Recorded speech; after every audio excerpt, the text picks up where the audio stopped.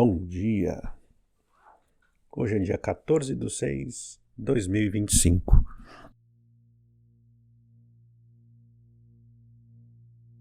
Começamos uma primeira aula falando de aspectos da meditação e depois na segunda aula de aspectos da sabedoria. E assim a gente vai aos poucos coordenando as duas asas do processo. A primeira asa da concentração serena, a segunda asa do desenvolvimento da sabedoria. É muito importante ao longo do tempo compreender essas duas fontes.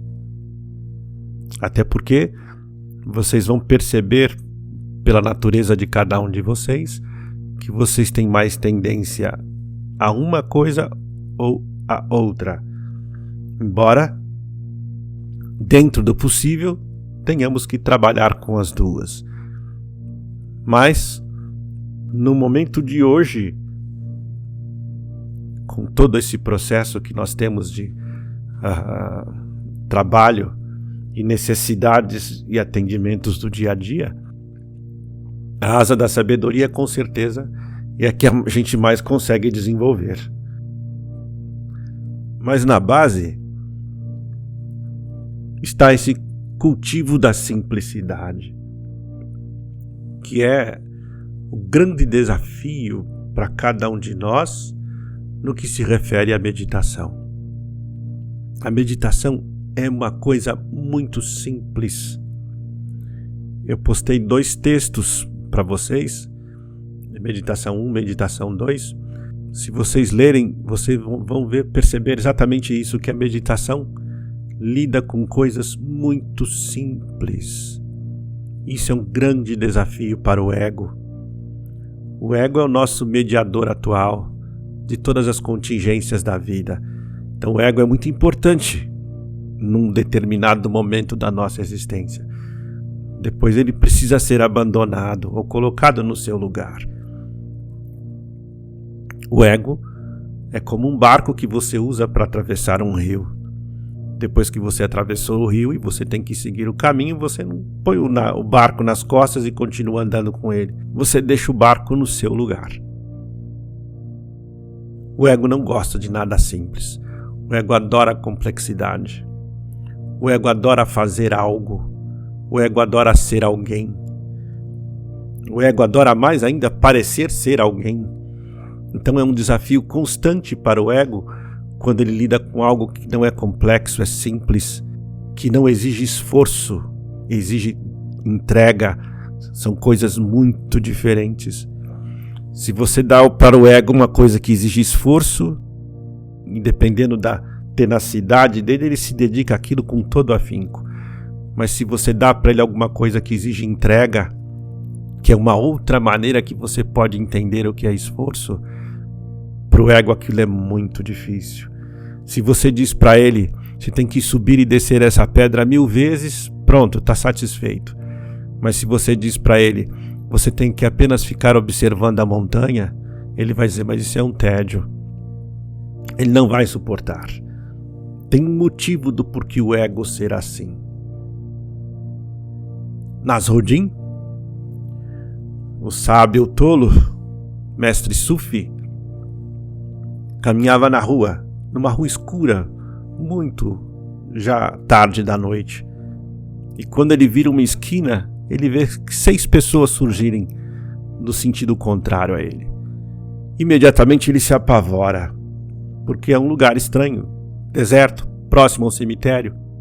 Então ele corre miseravelmente e imediatamente as 6 pessoas correm atrás dele. Então ele fala, é comigo mesmo. Aí ele pula o muro do cemitério e fala, agora eu me livro. Mas ele anda um pouco, ele vê que todos eles estão pulando o muro do cemitério também. Eles vão me pegar. Aí ele corre e vê uma cova funda, pula dentro da cova e se finge de morto. E aí as 6 pessoas param na beirada da cova e um deles grita, Mestre Nasruddin, o que está acontecendo? Aí ele vê um engano. Ele falou, pois é, eu estou aqui por causa de vocês, vocês estão aqui por minha causa. É uma história muito simples, mas ela mostra como a mente funciona. Você move o mundo move você. Isso é uma constância. Essa interdependência entre você e o mundo, gerar as causas e condições em que você está vivendo, é uma constância. Nasruddin moveu aquelas 6 pessoas porque tomou um susto. Aquelas 6 pessoas moveram Nasruddin porque eles se assustaram. Essa constância com todas as relações e acontecimentos da nossa vida. É tão profundo e difícil isso que você não consegue saber quando começou. O que trouxe cada um de vocês a esta sala, a este momento? Em que momento nós mutuamente nos provocamos para estarmos junto aqui? É muito difícil saber isso. Mas eu sei, por experiência e por estar aqui, que todos vocês, em algum momento de felicidade, desespero, entrega, frustração, pediram por algo novo. Pediram para entender algo. E aí começou esse movimento de provocação entre você e o universo. Você e o cosmos. Ainda é um desafio para a ciência acreditar que o cosmos seja autoconsciente. Que na tradução simples, e às vezes até perigosa, vai ser chamado de Deus. É muito difícil para a ciência acreditar nisso, embora ela já entenda e aceite que a natureza é inteligente. Alguns biólogos, alguns pesquisadores já compreendem a partir de um filósofo chamado Spinoza que a natureza tem inteligência. Que, portanto, a existência não é tão aleatória como a gente imagina. Mas daí admitir que essa inteligência tem autoconsciência e que essa inteligência sabe tudo o que está fazendo, são coisas muito diferentes. De qualquer forma, a consciência é uma coisa que é espontânea no universo. E você não tem consciência, você participa da consciência. E essa consciência é constantemente interativa entre todos nós. Nós estamos mergulhados nela. Na antiguidade, tanto na filosofia, como no início da psicologia e da psicanálise, se acreditava no solipsismo, que nós estamos presos dentro da nossa cabeça, que a sua existência é inteiramente autocentrada dentro de você. Que o eu, a noção de eu, surge de dentro de você e se instala, através da consciência, no campo da mente como uma identidade, a partir de uma história e assim por diante. Hoje se sabe que não é assim. Não existe essa situação de solipsismo. Ninguém está fechado na sua cabeça, ao contrário. Todos nós somos constantemente vulneráveis a tudo e a todos, em termos de consciência principalmente. Justamente por sermos vulneráveis, muitas vezes criamos tantas barreiras para nos defender dos outros e do mundo. O ego nada mais é que a somatória das suas relações da infância até um determinado período da vida, quando ele se consolida. Krishnamurti vai dizer que o ego é um feixe de desejos contraditórios, porque, de certa medida, o que mais nos define como ser humano é justamente isso, o desejo. O ego é quando vai se juntando dentro de nós e se conformando uma quantidade de desejos que são contraditórios em um ao outro. Isso cria o quê? Essa contradição, tensão. Nesse sentido, eu posso traduzir de uma forma muito profunda que o ego é o quê? Tensão. Tensão em que sentido? A tensão de ser, de ter uma identidade, de ser um alguém, de estar situado no mundo. E essa tensão, em alguns é extrema, em outros ela é mais tranquila. De qualquer forma, por não estarmos fechados em nossa mente e por termos um ego que se tornou autoconsciente, nós conseguimos nos relacionar com esse mundo minimamente. Mas ao longo da vida, principalmente da vida adulta, você vai percebendo que as coisas não dão certo, que elas não funcionam como você gostaria. Na infância, a gente esperneia, joga a chupeta no chão, faz um berreiro, até que o mundo se curve e faça a nossa vontade. Isso segue até os primeiros tapas. Aí você começa a ficar esperto. Você vê que o mundo reage. Com o tempo, você vai tendo uma noção de que nem tudo realmente pode ser satisfeito. Nem tudo pode ser te dado. Você pode espernear, jogar a chupeta, você pode fazer o que bem entender, que as coisas não vão servir você do jeito que você imagina.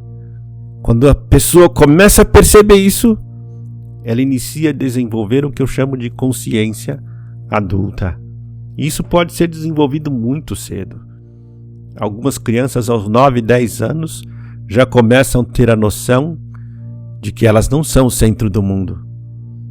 De que se elas quiserem sobreviver bem, elas precisam se cuidar. Com o tempo, você começa a perceber, mesmo que inconscientemente, que as coisas não dão certo, não é porque o mundo não funciona do jeito que você deseja, é porque você precisa se adequar ao mundo e não o mundo se adequar a você. Isso é uma transformação tremenda que ocorre dentro de cada um de nós, e quase sempre semiconsciente. De qualquer forma, quando você chega a esse estágio, o que você faz? Você começa a aprender a olhar para a sua mente, a olhar para a sua vida e ver o que não funciona, o que não está dando certo. Isso é o início da meditação. Isso é o início de uma forma de meditar. É quando, mesmo que por uma parcela mínima, você deixa de se sentir vítima do mundo. Mas você precisa ir mais fundo nessa observação, nessa autoanálise, nessa autoterapia. Os antigos perceberam que o meio de ir mais fundo era aprender a treinar a concentração serena. A concentração serena tem 2 grandes objetivos. O primeiro grande objetivo, o maior dele com toda certeza, é atingir o que eles chamam de consciência plena. O segundo objetivo, ser capaz de ver todos os obstáculos que estão na consciência que impedem que eu atinja esse estado de plenitude. O primeiro objetivo está em função do segundo. Então nós sempre começamos pelo fim e nunca pelo começo. É muito importante saber isso, porque alguns meditadores, principalmente em correntes religiosas, já chegam querendo começar pelo fim. Então eles vão ao centro budista e eles querem treinar para atingir a vacuidade. Eles vão num grupo de meditação do cristianismo místico, da mística cristã, eles querem logo atingir a Deus. Eles vão para o sufismo e eles querem logo chegar a Alá. Não é possível. Você precisa primeiro ver todos os obstáculos que estão na sua mente que impedem que a sua plenitude se manifeste. E aí você precisa fazer o quê? Aprender a observar. Somente isso. Você precisa aprender a ver como a mente funciona em faixas bem definidas. Para uma simplificação e auxílio ao nosso trabalho, eu coloquei a mente funcionando em 5 faixas. Nessa primeira faixa você vai ter a mente e pensamento. É possível você associar cada uma dessas faixas aos fundamentos da atenção plena. Então você tem a mente e pensamento, o intelecto, discernimento, ego, memória, o eu observador e a consciência plena. Os 4 fundamentos: parar, acalmar, descansar e curar. Quando você aprende a parar, você inicia o processo de ser capaz de observar a mente e pensamento. Esse é o grande desafio de todos nós: observar a mente e pensamento. E é a parte mais difícil do processo, porque ela é exigente, rápida, reativa e pesada, muito densa. É como se você entrasse no mar e essa primeira parte da praia fosse extremamente revolta. Você entra um pouco, ela te joga de volta. Você entra um pouco, ela joga você de volta. Ela não permite que você avance. O exemplo que eu dou costumeiramente: assista um foguete saindo da Terra. É esse primeiro momento. A cápsula mesmo é uma coisa muito menor que essa sala. O foguete como inteiro é enorme. Essa primeira parte de romper a atmosfera, entende? Essa mente e pensamento é consistente com a primeira parte da atmosfera terrestre. Precisa de muita energia, muita força, muita dedicação, muita entrega, muito esforço correto. Esse é o outro nome para entrega: esforço correto. É possível você pegar essas dimensões e você colocar também na Terra, porque tudo está dotado dessas dimensões diferenciais. Então o planeta Terra vai ter uma dimensão que é concernente à estrutura da mente. Uma dimensão onde tudo funciona de uma forma caótica, veloz e sem controle. Depois ele vai ter uma dimensão onde há mais discernimento. Ele vai ter uma outra dimensão onde há um excesso de memória. E assim por diante. Cada dimensão dessa tem suas características específicas. Os esotéricos, mais precisamente os ocultistas, dividem a Terra em 7 grandes dimensões. O que significa dizer que a Terra teria no espaço 7 vezes ou mais o tamanho que a gente normalmente enxerga. E que quando você atinge uma dimensão dentro de você, você atinge uma dimensão fora de você. Por que entender isso é importante? Porque eu retorno ao conceito inicial: não há solipsismo. Toda a nossa estrutura mental é compartilhada. Por que hoje é tão difícil ter a mente tranquila? Porque minha mente está associada a todos aqueles que têm uma mente tumultuada. Eu preciso aprender a associar a minha mente cada vez mais a focos mais profundos. Recentemente uma pessoa me procurou para orientação espiritual e ela disse que teve uma grande decepção porque ela encontrou um grupo com que ela pudesse meditar, trabalhar, desenvolver a sua espiritualidade. E num tempo muito curto ela se decepcionou com tudo que estava ali. E ela se decepcionou ao ponto de pensar: então não existe uma egrégora, essa palavra que ela usou, uma egrégora da qual eu posso compartilhar nesse mundo para que eu possa me desenvolver. Ela sentiu que cultivar a espiritualidade seria muito difícil. Eu tive que explicar que a egrégora através da qual você desenvolve a sua espiritualidade não é a humana. A humana é do pensamento rápido, ou do intelecto discernimento, ou da memória ego, ou ego-memória. Você tem que ultrapassar isso. Portanto, a egrégora que te sustenta é puramente espiritual. São seres com os quais, em geral, você não vê, mas que estão constantemente inspirando a sua vida, conversando com você, dialogando com você, instruindo, trazendo a você aquilo que você necessita.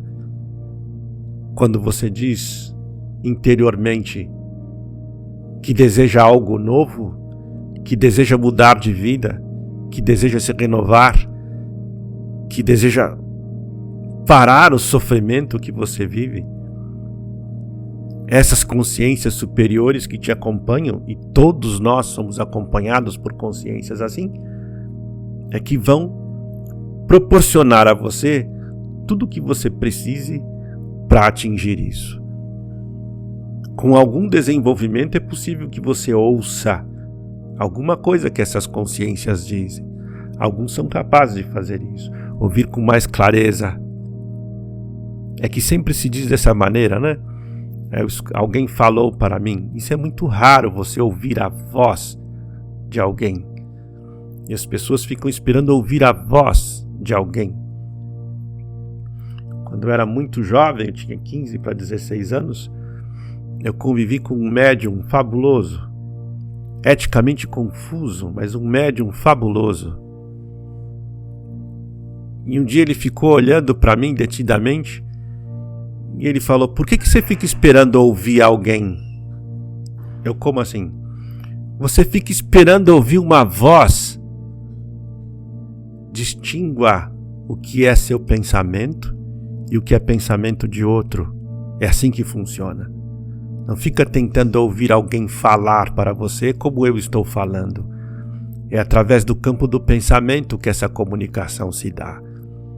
Aí eu passei 2 anos aprendendo a distinguir o que é meu pensamento e o que é pensamento de outros. E isso é muito interessante.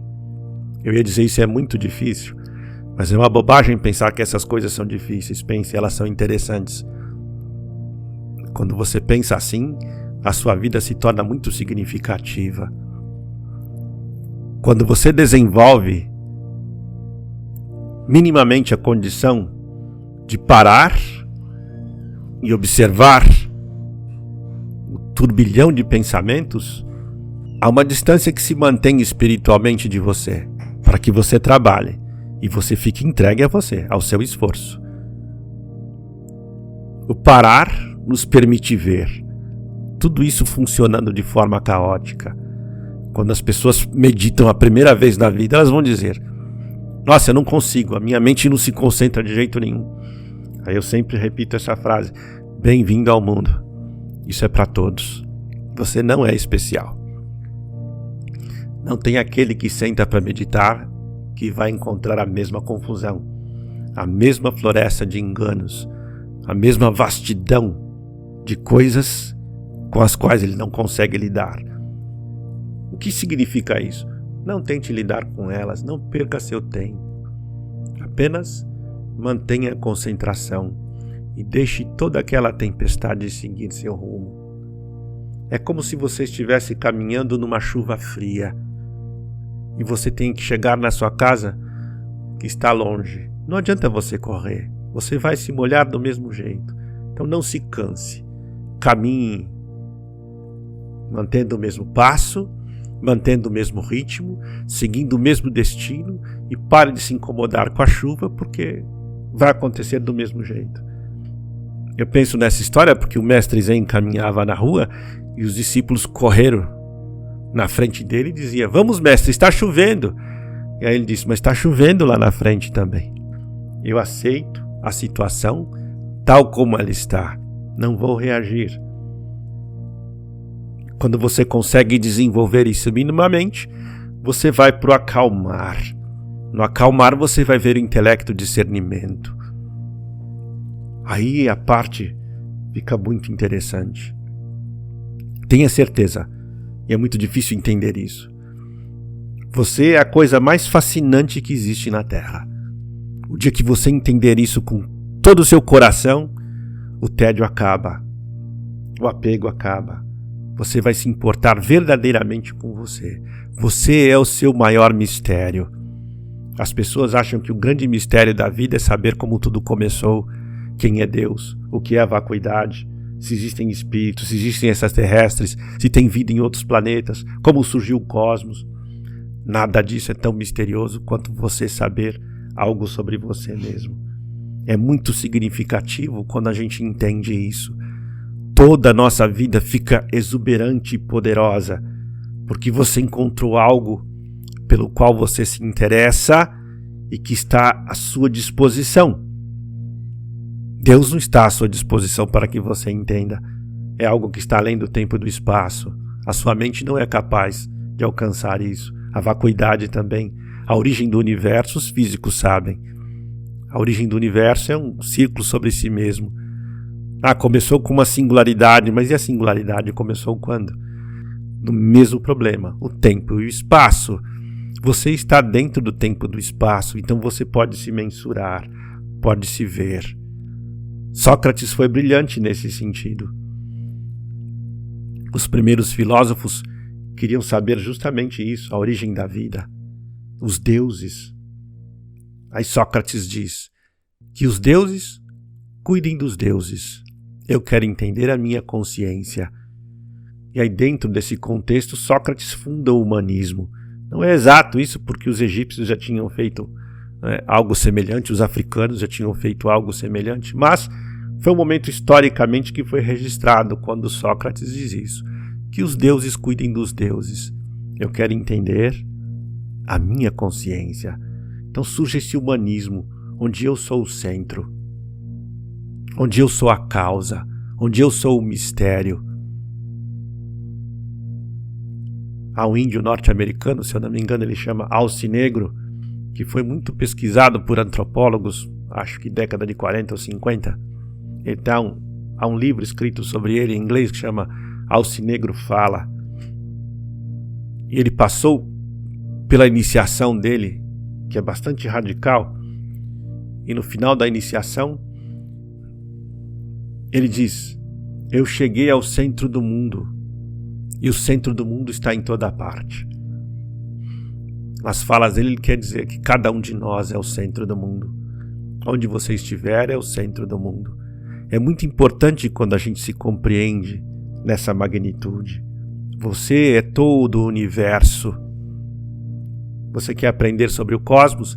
Aprenda sobre si mesmo. Quando você acalma e você começa a ver a mente de discernimento, você é capaz de começar a ver a origem de todos os enganos, de todas as crenças equivocadas, de todos os desejos mesquinhos, de todos os distúrbios estabelecidos, construídos, moldados. Você para e acalma no meio da tempestade. Se você se permitir sustentar, você vai para uma região que funciona um pouco mais lento. É como se você estivesse em pistas de velocidade. Então, o acalmar permite que a consciência veja melhor. Por que eu estou sofrendo? Porque eu estou apegado. Por que eu estou sofrendo? Porque eu estou rejeitando. Por que eu estou sofrendo por causa disso? Porque eu quero mudar algo que não é possível mudar. Como eu já disse, algumas pessoas querem ser felizes esperando que o mundo mude. Outras querem ser felizes tentando mudar o mundo. E outras querem ser felizes tentando mudar a si mesmo. O importante é entender que o primeiro e o segundo são impossíveis. Quando você entende isso, as coisas começam a ficar um pouco mais fáceis, porque você sabe sobre o que você precisa trabalhar. E se você se permitir estar ali naquela velocidade, você abaixa um pouco e você entra num campo fabuloso, que é o ego-memória. O que é esse campo? É o campo da identidade.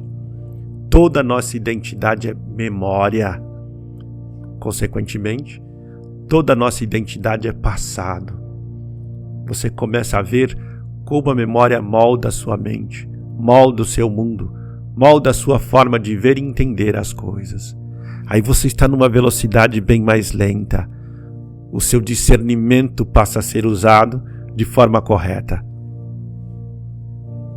E aí, quando você atinge essas condições, aqueles espiritualmente que te ajudam podem se aproximar um pouco mais, sem interferir no seu processo. Se você permitir avançar para além da identidade, que é onde todos nós temos a maior dificuldade, no centro da identidade, o ego, você vai perceber, toda vez que o ego está tentando fazer algo, toda vez que o ego está tentando construir algo, e que o quanto aquilo gera de sofrimento. você vai ver que boa parte da sua vida espiritual também é moldada pelo ego. O ego é astuto o suficiente para isso. Quando você diz, é possível alcançar uma mente que não sofre, nada melhor para o ego do que isso. A ambição dele acende toda a sua luz e a energia dele fica toda poderosa. Ou se ele entender ainda que alcançar o estado de uma mente que não sofre é alcançar o estado de um santo ou de um Buda, que maravilhoso, todos vão me reverenciar, todos vão querer me dar presentes, as pessoas vão ficar andando à minha volta, vão me amar, então eu quero isso. E a gente pensa que está tentando isso, alcançar a luz por motivos nobres. Não, é para a satisfação do ego. Se você permitir-se ficar na faixa do ego memória, você vai ver os enganos do ego. Como você pode distinguir isso? Se você estiver praticando sem esforço, se você estiver praticando com entrega, você vai acabar vendo os momentos em que você está fazendo esforço, os momentos em que não há entrega. Isso depende do desenvolvimento da sabedoria. Por isso que a concentração e a serena e a sabedoria precisam andar juntas. Há um outro momento que você se permitir, a velocidade diminui e você atinge o eu observador. É nesse momento em que a sua aura, a sua energia, a sua consciência e a consciência daqueles que te auxiliam se unem.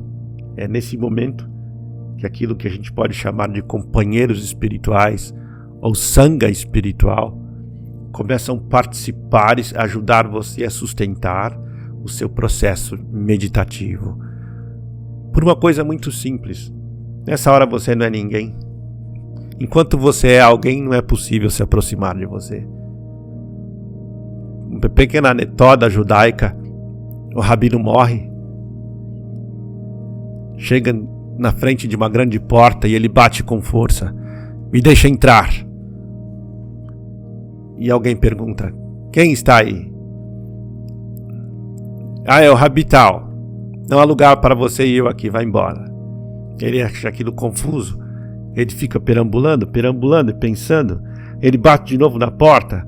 A pergunta, quem está aí? É o Rabino. Não há lugar para eu e você aqui. Vai embora. Depois ele volta, ele bate na porta. Novamente. Quem está aí? Eu. Não há lugar para eu e você aqui, vai embora. E depois de 1000 anos fazendo essa peregrinação no nada, ele bate na porta com calma, tranquilo. Quem está aí? Ninguém. Pode entrar. Há espaço bastante para eu e você aqui. É nessa hora quando você deixa de ser alguém, ou mais precisamente, quando você deixa de se esforçar para ser alguém, a plenitude pode se aproximar de você, pode conferir a você aquilo que você verdadeiramente é.